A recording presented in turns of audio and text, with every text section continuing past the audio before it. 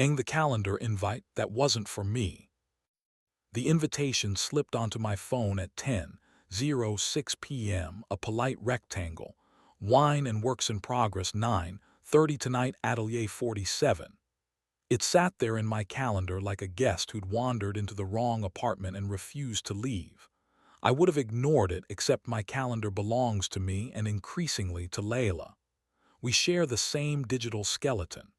She adds her yoga, her faculty meetings, the dentist for the tooth she swears is fine. I add my deadlines, the occasional run I pretend will change me.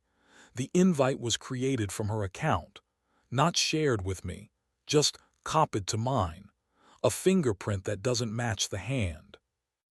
Layla was brushing her teeth with the ferocity of a person determined to keep promises in at least one part of her life. "Another academic soiree?"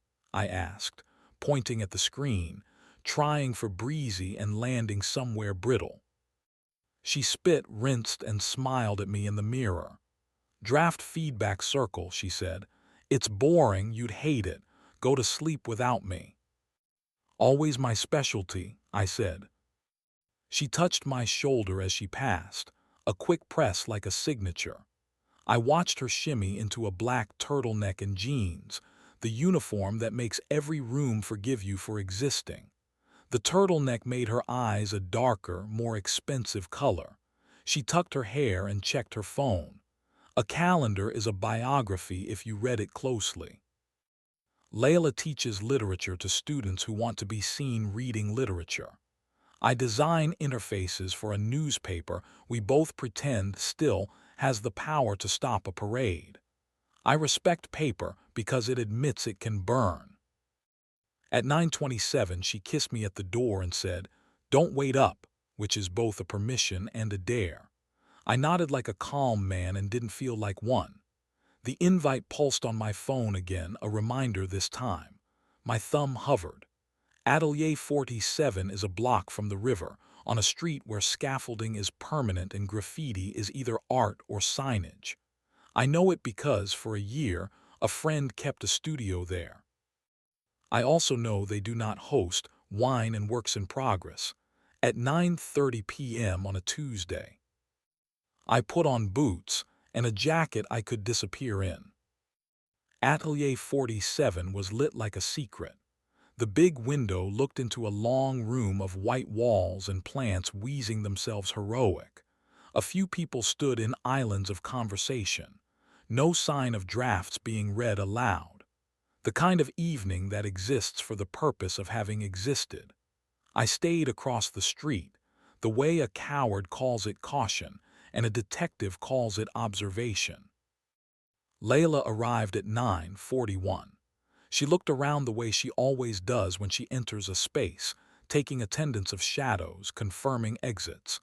A man peeled from a wall and met her halfway, casual choreography that only happens when bodies know each other dense. He was taller than me, or the room wanted him to be. Navy coat, hair so careful it made me itch. He didn't kiss her cheek. He kissed the air near it, claiming plausible deniability by an inch. They moved to a corner. From the street I saw the performance of two earnest people discussing something important. His hand landed on her wrist once, a touch you could call emphasis if you were feeling generous. She laughed. Not the laugh for me, the big one that happens in 3 stages, but the small one an actor uses when the line is, "I'm fine." My phone buzzed in my pocket, a text from an unknown number. "If you're going to watch, at least come in. The glass makes everything uglier." The message included a photo, the back of my head, jacket collar turned up, a man pretending not to be himself. I looked up and around. On the stoop across from me, a woman sat with a cigarette and an expression like she'd misplaced pity and didn't care to find it. "You took the photo?" I asked. She exhaled smoke in the general direction of the moon. "I sent it," she said. "The photo was free." "Who are you?" "Call me Mara," she said. "You don't know me, which is ideal, but I know your face when you believe you're the last to arrive at your own story." You know Layla. I know of Layla, she said. And of him, come on, I've got the better angle and worse wine. We climbed to the next stoop, where the view didn't improve much but our posture did. She handed me a paper cup of something red and unapologetic. He's called Julian, she said. He curates rooms, literally and figuratively. Curates Layla, too. Men like Julian don't think they curate people, she said. They think they discover them. It's a more flattering verb. I didn't ask for your help, I said, and realized how adolescent it sounded as it left my mouth. You're right, she said. Consider it unsolicited advice from the future. If you already know, choose what kind of knowing you prefer, inside, outside, or next to. Which are you? Next to, she said. It's the only position from which you can shove someone onto a different track without being noticed. Why tell me any of this? She smiled with the side of her mouth. Because once, nobody told me, and I told myself instead, and I am a liar when I love. Inside, Julian leaned in. Layla looked away, not toward the door or the floor, but toward a plant with leaves like hands, as if she wanted permission to be touched and asked the safest thing in the room. My own chest went hot and cold in alternating weather. Mara nudged me with the cigarette hand. He's going to invite her to see a piece no one else has seen. It's a code phrase. It means a room down the hall with a door that sticks and a couch that's seen too many truths, she murmured. You have two choices now, interrupt with grace or wait and intercept. Interrupt with grace, I said. Walk in like you belong, she said. Say hello to him first. Compliment the room, the light, the pretense. Artists are flattered by flattery. Then tell Layla you were nearby and couldn't resist the lure of works in progress. If she wants saving, she'll hear you. If she doesn't, she won't. And intercept. Wait in the hallway, she said. Say nothing until the door opens, then be there like an elevator that arrived too fast.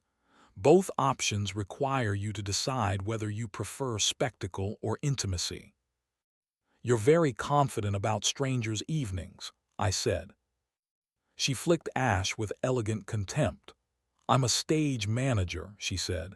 You learn to touch the lights and never the actors.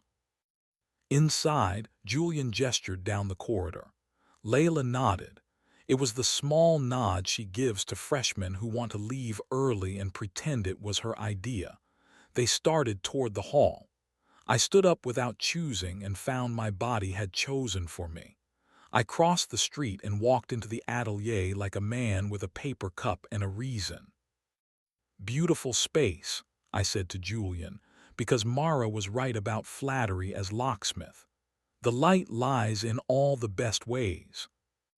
He smiled with his teeth. We cultivate honest deception. Layla turned so fast the air shifted. Evan, my name like a short prayer or an accident. What are you? I saw the invite, I said. I was nearby. Curiosity is a disease and I refuse to get well. Julian extended a hand. Julian.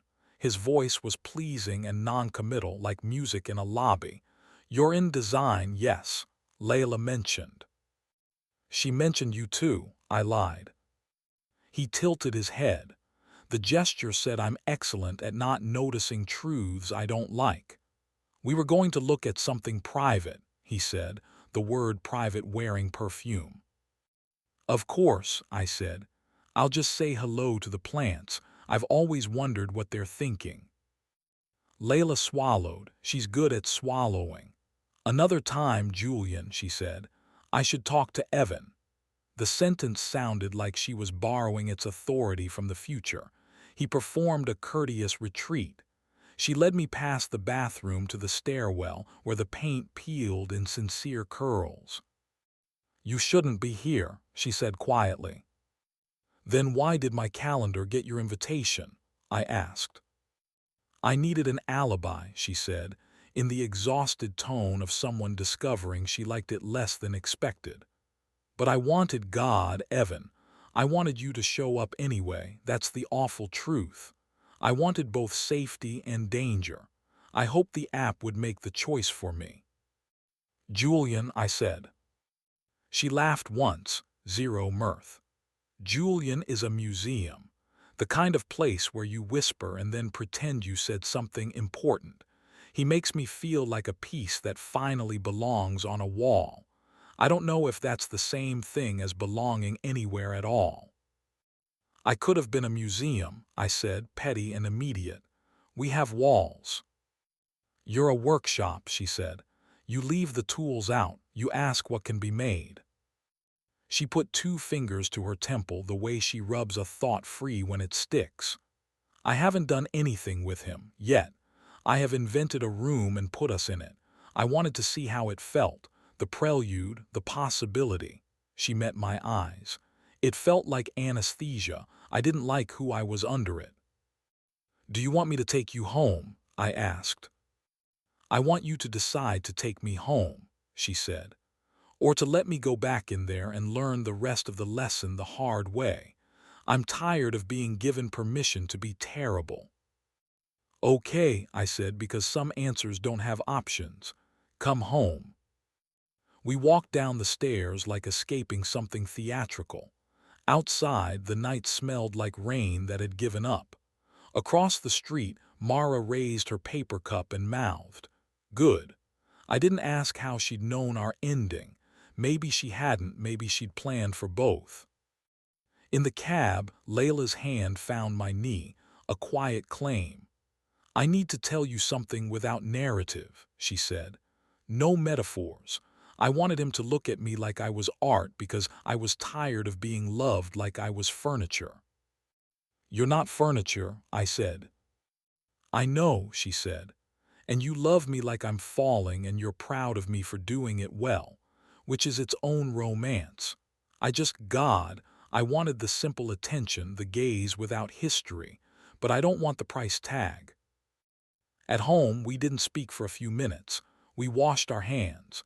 We touched the counter the way people touch familiar altars. Then she came to me and kissed me like a vow being rewritten. It wasn't an apology or a display. It was precise. Her mouth found mine and stayed until my brain stopped drafting correspondence. We moved to the bedroom, not hurrying, because the opposite of panic isn't leisure, it's care. Eroticism is in the details no one but the two of you will recall. The way her breath hitched when I said her name into the hollow below her ear. The way she pressed her palm to my sternum and took inventory without being clinical about it. The way we laughed quietly when my shirt got tangled and she rescued me with her teeth. We checked in. Small nods, murmurs, yes and here and more and stop. The language grown people use when they remember consent is not a speed bump but a map. Heat builds better when it knows it's trusted. When we came apart together, it felt less like victory and more like landing a plane you forgot you were piloting. After we lay on top of the covers, she stared at the ceiling like she expected it to show a movie. "I'm not pure," she said. "I brought you to an almost and almost have gravity." "I don't need purity," I said. "I need you to tell me before a door becomes a room with a couch." She turned to me, hair a curtain and then a confession. "I wanted you to arrive tonight," she said. "I left the breadcrumb in the calendar. A mean little test. You passed and I failed and I want to be done with exams." "Then we write a different syllabus," I said. We got out of bed and did something small to prove we meant it. We opened our calendars. We color-coded our lives so the shared parts were visible and the private parts were truly private. We deleted the wine and works in progress from both. She wrote dinner with Evan on Friday and sent it only to me. It felt like an old-fashioned letter.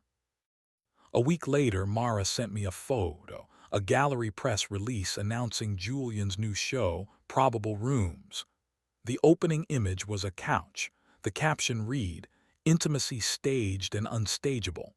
She added a single line, "Choose your doors." I didn't tell Layla. Not because I was hiding it, but because I didn't want to spend our capital on someone else's script. We made new rituals. I play a song to the end before we do anything important. She reads me a paragraph from something she loves at the same hour every Sunday. We keep a rule about rooms: nothing private in public places. If we need to be dangerous, we're dangerous together with the lights on. It isn't purity. It's an agreement to be answerable. Months later, we passed Atelier 47 on our way to the river. Through the big window, I saw the same plants pretending not to eavesdrop. Layla squeezed my hand. "Thank you," she said. "For what?" "For being a workshop," she said. "For leaving the tools out." At 2:17 a.m., my phone didn't buzz. Layla slept on my arm, the weight exactly right. I scrolled to next week and saw her name sitting there like a small, luminous promise. I thought about closets and galleries and stage managers with cigarettes. I thought about how desire is a door and betrayal is sometimes just the weather report for a room you shouldn't enter. We aren't finished. People don't finish, they revise, but the invite on my phone is now mine when it arrives. The rooms we visit are rooms we choose, and when we say works in progress, we mean us, not a pretext. When morning came, the calendar chimed. It was only coffee. I let it ring. I woke her with my palm on the little valley at her throat, and when she opened her eyes, she looked at me like I was art and furniture and a plane being landed, all at once. And for once, I didn't mind being all of it.